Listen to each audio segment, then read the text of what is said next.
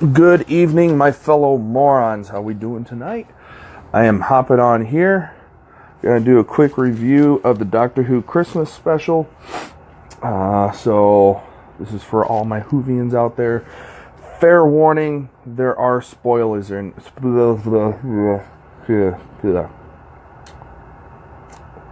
If you haven't seen it, I'll spoil it for you. Sorry.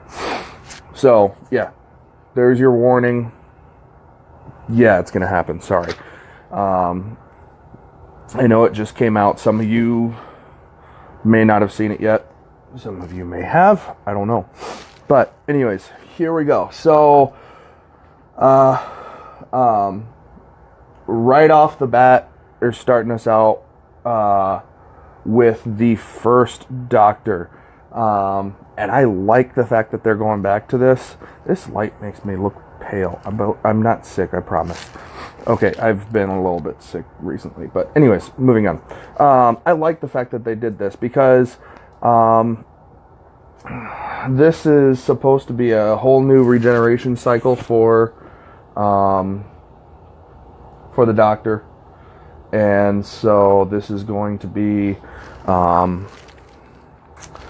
this is essentially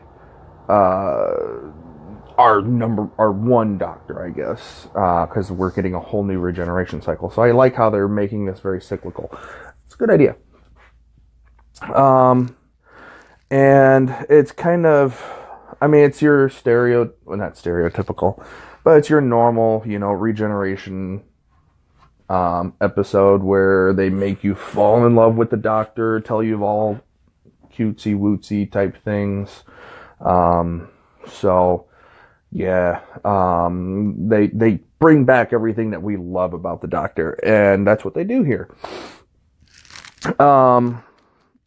And it's just a basic storyline. The two Doctors working together, because the first Doctor, William Hartnell, is not the actor. I forget the actual actor's name in the movie, but that's who he's portraying, as William Hartnell, as the first Doctor. And apparently, according to this storyline, he is attempting to stop his regeneration cycle.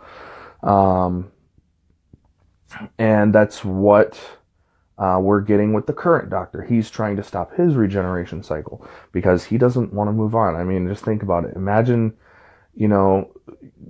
tomorrow you would wake up a totally different person. You have no control over who you're going to be, but you know for sure you're going to be somebody totally different. You don't know if you're going to be old, young, woman, man, whatever. That would freak you out a little bit. So just imagine having to do this over and over again and having to become somebody totally different all the time. Yeah, you basically get to live forever, but you don't know who you're going to be. You don't know if you're going to be a good person, a bad person. You don't know what kind of personality traits you're going to have. So he's trying to prevent his next regeneration cycle from happening because he's sick of dealing with relearning who he is and trying to figure out his new quirks and who he's becoming, what he is, what he does. So I like that they're kind of touching on that because that would be kind of weird and awkward not knowing who you're going to be. So this is a story that also is cyclical in the fact that it touches back to the first, not the first episode. I believe it's episode 2 of Peter Capaldi, where he goes back and becomes microscopic, goes inside of a Dalek and changes his memory files so that he hates Daleks for some reason and kills them. And so it goes back to that, and one of the first things we see is a Dalek outside of its exoskeleton, like a face hugger against this captain's face. And we're touching on World War I as well, because we're going back to a guy that's apparently supposed to come back, or that in the future, this glass memory thing gets testimonies from people of their memories and stores their memories and all that fun stuff. And so they're doing that with this guy, but they offer the doctor to trade him for Bill Potts. And that, I mean, that is the first big emotional all over the place, because Bill Potts is dead. What is she doing back alive? And God bless it, it's Bill Potts, because she's awesome and everybody loves her, and she had to die. In case you didn't know, Bill Potts dies in the previous season, FYI. So they bring her back, and he says, trade this captain for Bill Potts. And of course the doctor's like, nah, I'm taking both. So that's what ends up happening, is he takes both of them and tries to save them, tries to go as far away as possible, and also is trying to figure out what this glass being thing that steals people's memories. And he's suspicious of Bill throughout the show. He's suspicious of, you just don't seem quite real enough. There's something off. I don't know what it is. And later on we find out that's true, that we later on find out that she is a glass person, whatever these beings are. And so we move on, and like towards the late part of the episode, the doctor promises to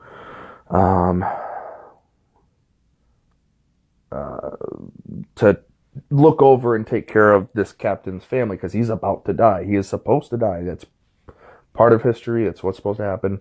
And the doctor says, okay, I'll take care of your family. What's your name? And we find out his name is Captain Lethbridge Stewart. And anybody familiar with Doctor Who whatsoever knows exactly who Brigadier Stewart is. We know, I mean, that is like the biggest military man in unit that he is associated with. And of course, you know, the new doctor, Peter Capaldi's like, oh, yeah, we got this. I know exactly who this is. No need to worry about him being taken care of. We're good. And, you know, the William Hartnell is clueless because he has yet to meet Brigadier Stewart yet. But I love the fact that they went back and grabbed his grandfather or father, and scooped him up and brought him into this story, because it's just like, dude, that is like so many emotions with that, because like that is his buddy, that's his pal for so many years, and like so many regenerations. That is Brigadier Stewart is his man. And they bring that into this. And, brilliant. So that is the first big plot twist that kind of leads us down towards the end of the episode to just the emotional train wreck that is the end of a regeneration cycle. Because anybody that's watched Doctor Who knows that any regeneration cycle is just a gigantic emotional roller coaster. And they do it on purpose because they want you to, you know, remember all the best times and of the Doctor, and keep you hooked for the new Doctor. So they do that intentionally, which is fine by me. Yes. So another thing that I noticed when Bill Potts was talking to the first Doctor, they started playing. Now this is kind of weird. They started playing the Bad Wolf theme music. That, like, you know, weird, ooh, whatever. Look it up, Bad Wolf theme song, Bad Wolf background music. You hear all throughout Tenet, and anytime Rose is involved, they're more than likely playing this music. It is the Bad Wolf theme music, and they started playing it, and I sat up and I was like, oh, they're gonna bring Rose back. no, yes, no, I don't know how I feel about this. And it didn't happen. Rose does not come back. But I don't know. I hope they're doing a spin on this that I'm not aware of yet. But at the end of the regeneration, after he regenerates into Jodie, I think it's Jodie Whittaker is the new doctor's name. After he regenerates into her, they start playing the Bad Wolf theme music again. I'm like, what? Why? Because, I mean, each doctor kind of gets their own theme song a little bit. I mean, the theme song in general kind of gets twisted into whatever it is, and each companion has a theme song. It's a little, song that they play in their background while they introduce the character or whenever they're doing something, and they keep playing the Bad Wolf music. And I don't know if they're doing them. Well, obviously they're doing it on purpose, but to what end? What's the deal here? What's going on with that? I don't know. I don't get it. And I hope that there's something more to it than that. But this is supposed to be Stephen Moffett's last hurrah, so it might be a hearken to, when he started on the show was, his first big story arc, the Bad Wolf story arc. So maybe it's going back to that, but I really, really hope they're bringing back I know this is just recycling a storyline, but it would be cool to kind of see it come back a little bit, maybe I'm just being nostalgic. I don't know. So I wrote down notes because I know I'm going to get sidetracked because it's Doctor Who and Doctor Who. So anyways, Bill Potts, so, okay, Bad Wolf theme music. Okay, so back into the regeneration cycle. Okay, so the character that plays the first Doctor walks off, goes to his own TARDIS because they have two TARDISes here.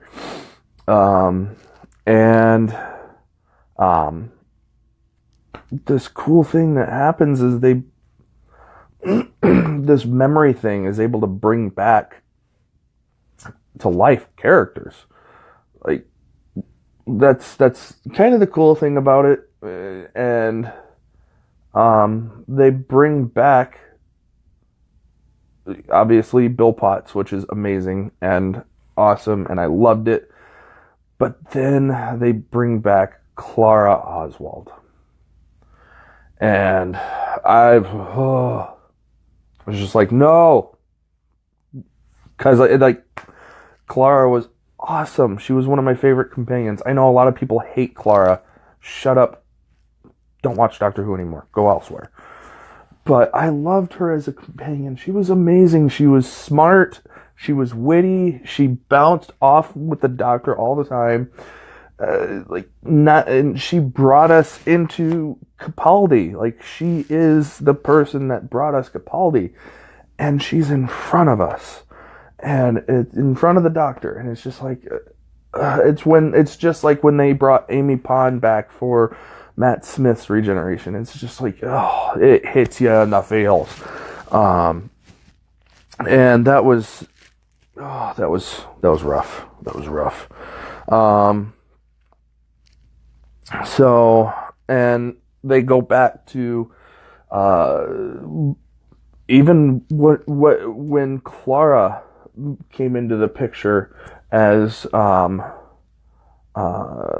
Impossible Girl, we see her all throughout his timeline just kind of popping up, and she doesn't have an association with each other, and we don't know what's going on with that until they obviously reveal that she kind of got stuck in his time stream and saved his life, blah blah blah, so on and so forth.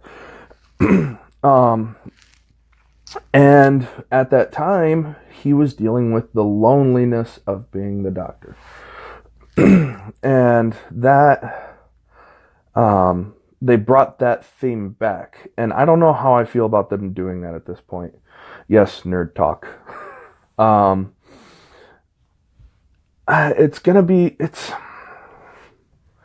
It was a depressing time. that time period when he was away from his companions, stepped away and decided not to be associated with them and just isolate himself it was a hard time for the Doctor, and he's talking about being alone again, and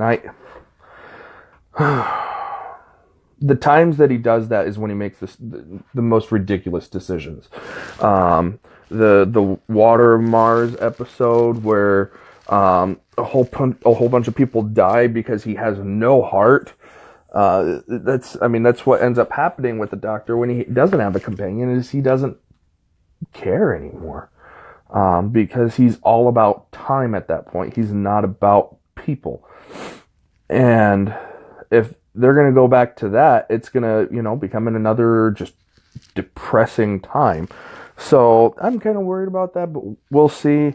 But he said one of his last words before he regenerated is that he said, it's time to leave the battlefield. And something that, has really happened over the past several regenerations, couple of regenerations, is that he has been very actiony, very fighty, very jump into the middle of things and not take over land, but like take over the situation and make it happen the way he wants it to happen. And perhaps he's going to step away from that and go back to how he was with the first Doctor and just an observer. Just sit there and watch history and time happen. Not doing anything about it. Just letting it happen and being there watching it. And being a teacher. So, I don't know. But at the end, he was also talking to the TARDIS, which, anytime the Doctor talks to the TARDIS, it's an emotional time, because that is the one companion that has always been there for him, never left. Yeah, she's evolved and changed and been in an actual physical human form before, but she has always been there for him. And as she said, taking him where he's needed, not where he wants to go. And that bantering back and forth is just brilliant on Buffett's part. Excuse me.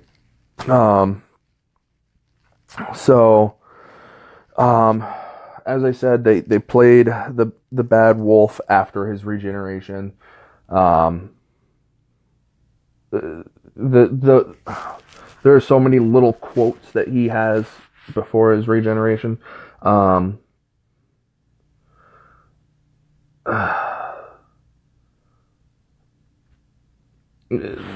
of the things that he says was,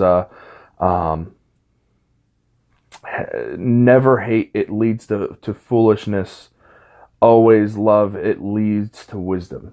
And just that's along with the time to leave the battleground and all these little things that I absolutely love these little quotes, but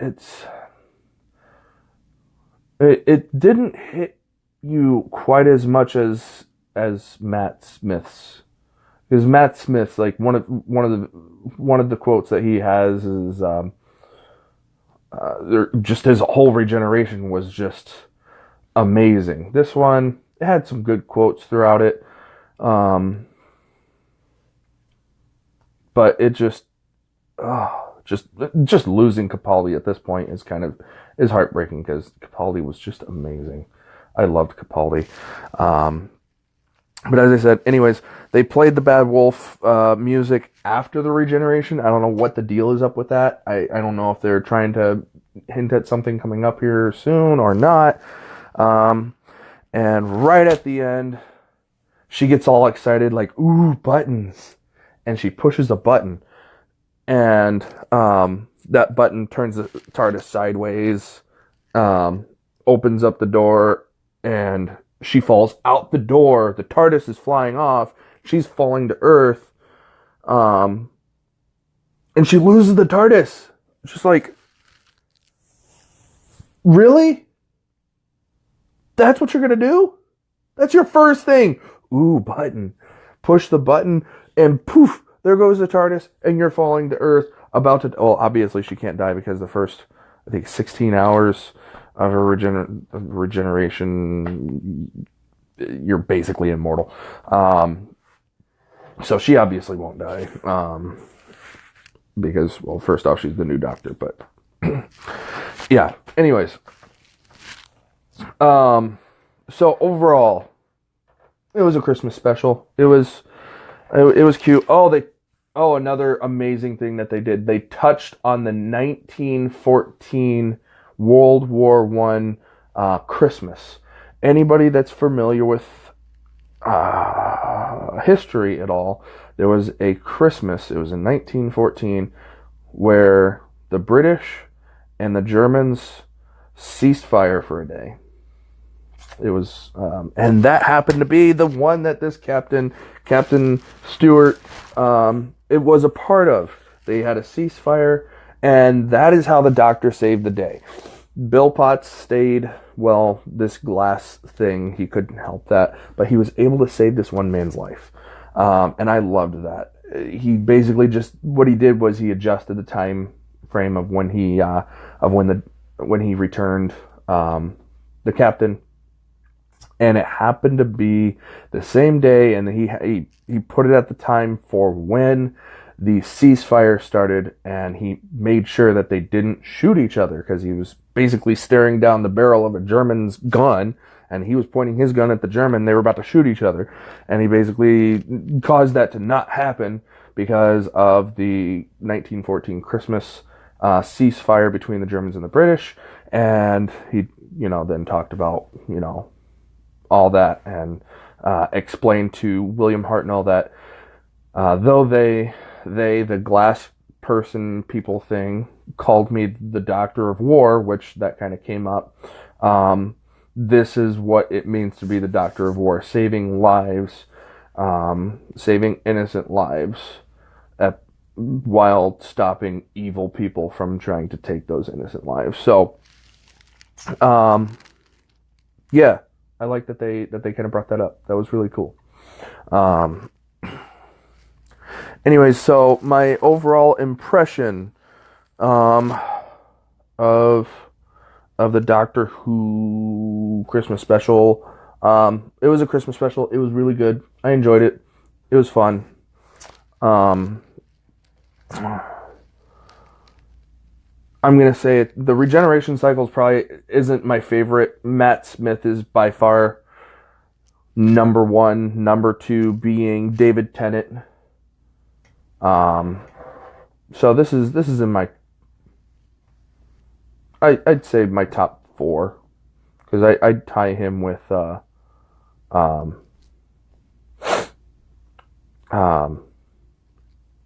Eccleston. I'd compare him to Eccleston, yeah, as far as the regeneration. The episode was it was good. It was family friendly, obviously, and, well, minus a bit of cussing, but, that's way acceptable these days. And I liked how they touched on, how society's evolved since 1960 whatever. 1970 something, I think, is when William Hartnell ended his career with Doctor Who. And so I like that they did that. But it was good. I'd give this episode 8 out of 10. Just because it didn't hit me emotionally as hard as some, but it was still enjoyable. It was good. I liked it. It still hit me in the feels with the characters. And yeah.